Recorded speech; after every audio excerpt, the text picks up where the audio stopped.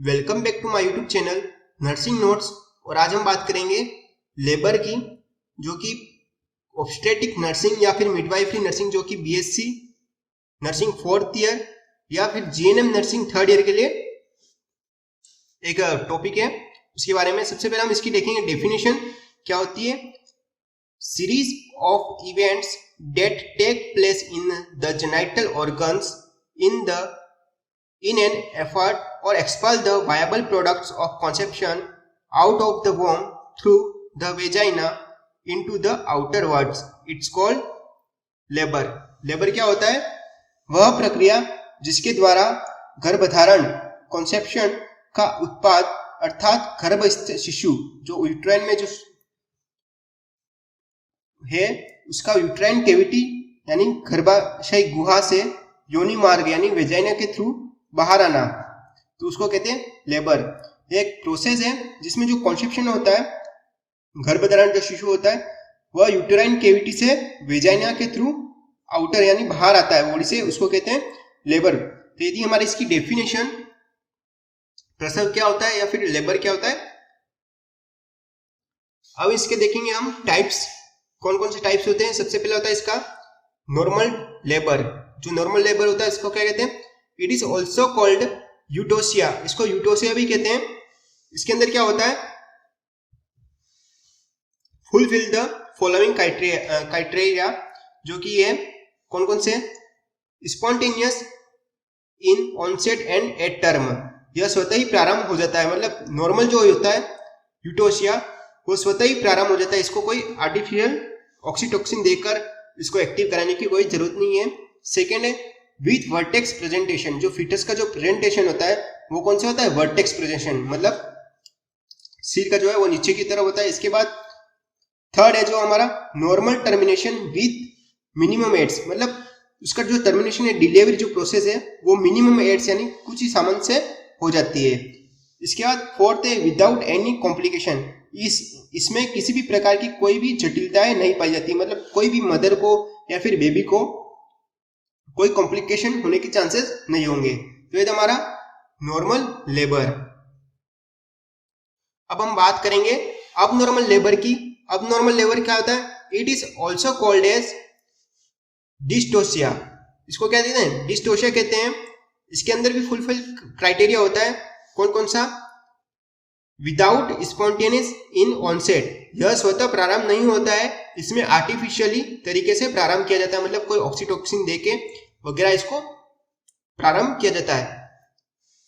Second जो है हमारा वो है विदाउट वर्टेक्स प्रेजेंटेशन। जब फिटस का प्रेजेंटेशन वर्टेक्स ना होकर और कुछ हो, और कुछ मतलब ब्रिज प्रेजेंटेशन हो या फिर ट्रांसवर्स प्रेजेंटेशन हो, तो उसको कहते हैं विदाउट वर्टेक्स प्रेजेंटेशन। किसमें होगा? अब नॉर्मल लेबर में कि जो कंडीशन है उसमें होगा। थर्ड हमारा जो है prolongation of any stage. First stage और सेकेंड स्टेज का जो ड्यूरेशन है वो अधिक हो जाता है,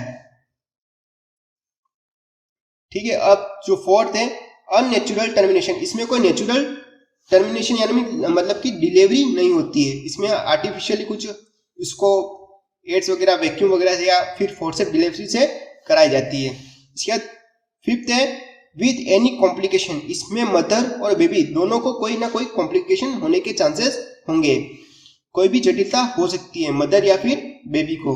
तो ये था हमारा अब नॉर्मल और नॉर्मल टाइप्स ऑफ लेबर। अब हम इसके देखेंगे स्टेजेस ऑफ लेबर की। सबसे पहला हमारा जो आता है वो है first stage of labour. First stage of labour क्या है? It is also known as cervical stage. इसमें जो सर्वाइकल स्टेज भी कहते हैं इसको। इसमें क्या होता है?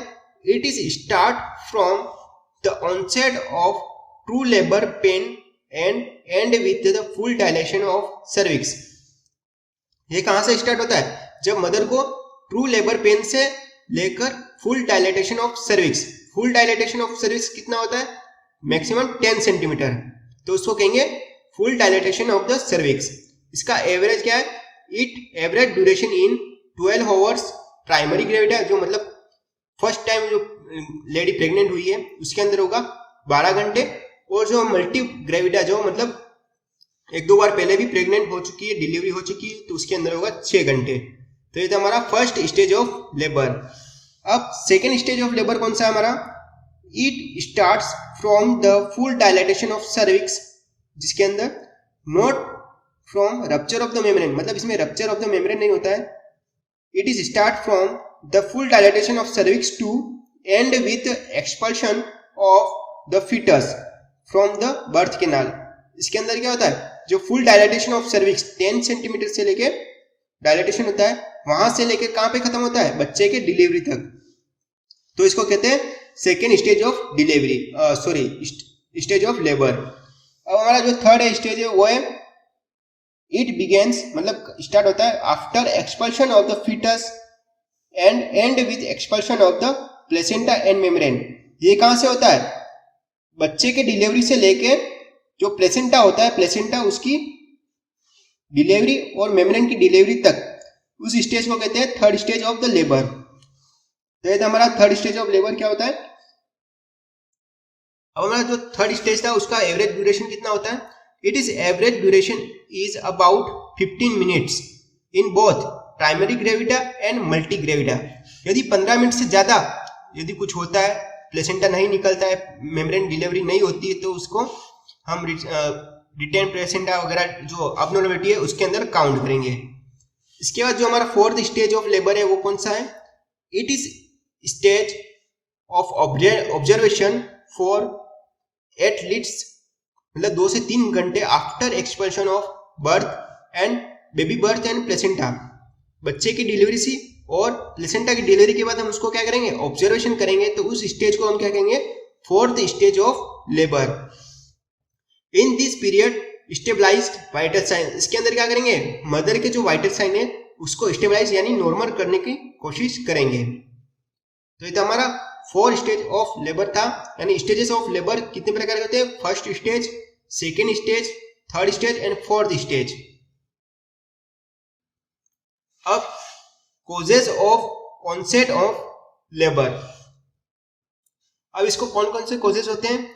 लेबर के ऑनसेट का एग्जैक्ट कॉज अननोन है। इसका एग्जैक्ट कॉज क्या है? वो अननोन है, यानी इडियोपैथी है। सेकेंड जो हमारे जो है मैटरनल कॉज कौन से है? बार्टोक्स, ब्रैक्सटन हिक्स कॉन्ट्रैक्शन, जो कि हम आगे पढ़ेंगे सेकेंड स्टेज में। जो सेकेंड है हमारा रिलैक्स ऑफ ऑक्सीटोसिन, जो हार्मोन होता है उसके कारण। इंक्रीज एस्ट्रोजन लेवल, जो एस्ट्रोजन लेवल है उसके इंक्रीज के कारण। फोर्थ हमारा यूटेराइन डिस्टेंशन, यानी कॉन्ट्रैक्शन होता है उसको कहते हैं यूटेराइन डिस्टेंशन। इसका synthesis of PGF2 alpha and PGE2, तो ये हार्मोन है उसकी वजह से भी होता है। सेकेंड जो हमारा थर्ड है वो है, थर्ड को कॉज है वो है fetal cause. Release of cortisol, cortisol blood में प्रोजेस्टेरॉन के सिंथेसिस को इनहिबिट करता है तथा एस्ट्रोजन लेवल को इंक्रीज करने के लिए सहायक होता है। तो ये था हमारा फीटल कॉज। फीटल कॉज में क्या है? जो एस्ट्रोजन होता है उसकी वजह से होता है इंक्रीज होने के कारण। फीटल मेम्ब्रेन द्वारा PGF2 अल्फा तथा PGE2 का सिंथेसिस होता है। तो यह था हमारा फीटल कॉज। अब जो है लास्ट हमारा कॉज वो है प्लेसेंटल कॉज। कौन सा है? Release of prostaglandins in uterus, जो प्रोस्टाग्लैंडिन जो हार्मोन है वो यूट्रस में रिलीज होता है उसके कारण होता है। और सेकंड है हमारा release of oxytocin in maternal blood. Maternal blood में क्या होता है? ऑक्सीटोसिन रिलीज होने के कारण लेबर होने के चांसेस होते हैं। तो ये हमारा कॉजेज ऑफ लेबर। अब इसके साइन एंड सिम्टम कौन से हैं? ऑनसेट ऑफ द लेबर कौन कौन से होते हैं? Continuous abdominal and back pain. इसके अंदर क्या होगा? कंटिन्यूअस एब्डोमिनल पेन रहेगा और बैक पेन रहेगा। इसके बाद सेकेंड है increasing duration, intensity and frequency of pain. इसके अंदर ड्यूरेशन क्या है? इंक्रीज होएगा, इंटेंसिटी भी इंक्रीज होगी पेन की, और फ्रीक्वेंसी जो है मतलब गैप वगैरह वो भी इंक्रीज होगा। थर्ड है प्रेजेंस ऑफ शो। इसके अंदर शो जो है क्या है? प्रेजेंट रहेगा। फोर्थ है पेन के दौरान यूट्रस का हार्ड होना। इसके अंदर क्या होगा? जब पेन होगा, कॉन्ट्रेक्शन होगा, तब क्या होगा, यूट्रस का हार्ड होना, मतलब यूट्रस हार्ड हो जाएगा। इसके बाद फिफ्थ हमारा कंटिन्यूस सर्वाइकल ओएस, जो ओएस होता है इंटरनल ओएस और एक्सटर्नल ओएस का डायलेटेशन हो जाना। 6 सर्वाइकल एफिसमेंट, सर्वाइकल एफिसमेंट हो जाएगा इसमें। 7 है फॉर्मेशन ऑफ फोर वाटर, जो एमनियोटिक फ्लूइड होता है वो आगे की तरफ आ जाएगा, तो उसको कहेंगे फोर वाटर।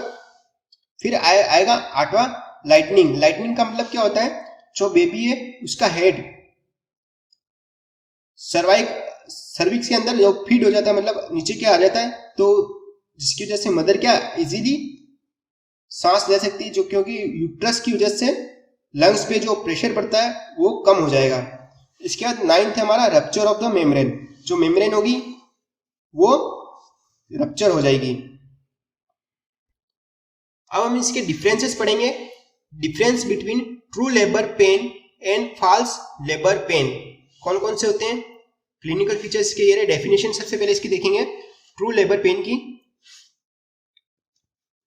इसकी डेफिनेशन है सबसे पहले, प्रेगनेंसी के अंतिम दिनों में पेनफुल यूट्राइन कॉन्ट्रैक्शन के साथ रिस्ट्रक्शन व सर्वाइकल डायलेशन होना ट्रू लेबर पेन कहलाता है। मतलब जो अंतिम स्टेज, मतलब लास्ट वीक होता है प्रेगनेंसी, तब डिलीवरी के चांस, तब क्या होता है, पेनफुल कॉन्ट्रैक्शन होते हैं और साथ ही रिलैक्सेशन, मतलब कॉन्ट्रैक्शन एंड रिलैक्सेशन होता है, वह साथ ही सर्वाइकल डायलेटेशन भी होता है, तो उसको कहेंगे ट्रू लेबर पेन। अब फॉल्स लेबर पेन किसको कहते हैं, प्रेगनेंसी के अंतिम दिनों में बिना सर्वाइकल डायलेशन, इसमें क्या होता है, बिना सर्वाइकल डायलेशन के पेनफुल यूट्राइन कॉन्ट्रैक्शन होता है, उसको कहते हैं फॉल्स लेबर पेन। तो हमारा था फॉल्स लेबर पेन किसको कहते हैं, बिना सर्वाइकल डायलेटेशन के जो पेन होता है उसको कहते हैं फॉल्स लेबर पेन। अब सेकेंड इसके देखेंगे हम, पेनफुल कॉन्ट्रैक्शन किसमें होता है, वो होता है ट्रू लेबर पेन में रेगुलर होता है, और फॉल्स लेबर पेन में क्या होता है, इरेगुलर होता है। इसके बाद इसके जो इंटेंसिटी ऑफ पेन है वो ग्रेजुअली इंक्रीज होती है किसमें, ट्रू लेबर पेन में। ट्रू लेबर जो पेन होता है उसमें जो इंक्रीज होती है, मतलब जो इंटेंसिटी जो है वो बढ़ती रहती है पेन की। इसके अंदर पेन की तीव्रता एक समान ही रहती है, मतलब पेन एक ही तरह का है, ज्यादा दर्द नहीं हो रहा, तो वो एक ही तरह का रहेगा, वो होता है फॉल्स लेबर पेन में। इसके बाद फोर्थ हमारा site of pain. Site of pain कौन सा है, बैक एंड एब्डोमिनल पेन। इसमें मेनली क्या होगा, ट्रू लेबर पेन्स में क्या होगा, एब्डोमिनल पेन और बैक पेन होगा। इसके बाद फॉल्स लेबर पेन में मेनली लोअर एब्डोमिनल, जो फॉल्स पेन होगा वो होगा मेनली लोअर एब्डोमिनल में होगा, लेकिन जो ट्रू लेबर पेन है वो एब्डोमिनल में होते होते बैक पेन भी पीछे की तरफ भी फॉरवर्ड होगा, तो उसको कहेंगे ट्रू लेबर पेन। अब फिफ्थ वन इसका देखेंगे, फॉर्मेशन ऑफ फोर वाटर। जो फॉर्मेशन होता है एमनियोटिक फ्लूइड का आगे की तरफ आ जाता है, उसको क्या कहते हैं, four water. True labour pain में क्या होगा, प्रेजेंट रहेगा, और फॉल्स लेबर पेन में क्या होगा, एब्सेंट रहेगा। तो ये था हमारा फिफ्थ पॉइंट इसके। अब आगे हम देखेंगे इसके 6, 7, 8 points. Interval between pain, intervals कौन से हैं, धीरे धीरे कम होने लगता है, मतलब जो पेन होता है वो क्या है, धीरे धीरे ट्रू लेबर पेन में क्या कम होते रहता है। इसके बाद जो है फॉल्स लेबर पेन में क्या होता है, इट कंटिन्यूसली प्रेजेंट, इसके अंदर क्या कंटिन्यूसली प्रेजेंट रहता है फॉल्स लेबर पेन में। इसके बाद 7 जो पॉइंट है हमारा वो है सर्वाइकल डायलेटेशन एंड इफेसमेंट, जिसके अंदर ट्रू लेबर पेन में क्या होगा, डायलेटेशन प्रेजेंट रहेगा। इसके बाद फॉल्स लेबर पेन में एब्सेंट रहेगा। इसके बाद 8वां क्या है, जिसमें यदि कॉन्स्टिपेशन हो जाता है यदि मदर को, तो उस कंडीशन में हम उसको एनिमा या सेडेटिव ड्रग देंगे, जिसके कारण जो ट्रू लेबर पेन है उसमें जो पेन होता है वो रुकता नहीं है, लेकिन जो सेडेटिव ड्रग देने पर फॉल्स लेबर पेन में क्या होता है, रुक जाता है, रिलीफ फ्रॉम पेन। तो ये हमारा ट्रू लेबर पेन और फॉल्स लेबर पेन में डिफरेंस। आई होप आपको वीडियो समझ में आई होगी।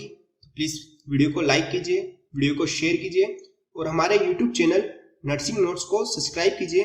हम आगे भी स्टेज फर्स्ट और उसके मैकेनिज्म और इवेंट्स वगैरह लाएंगे।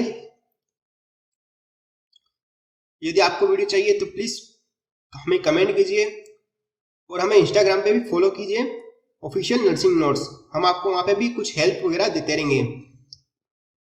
Thank you guys.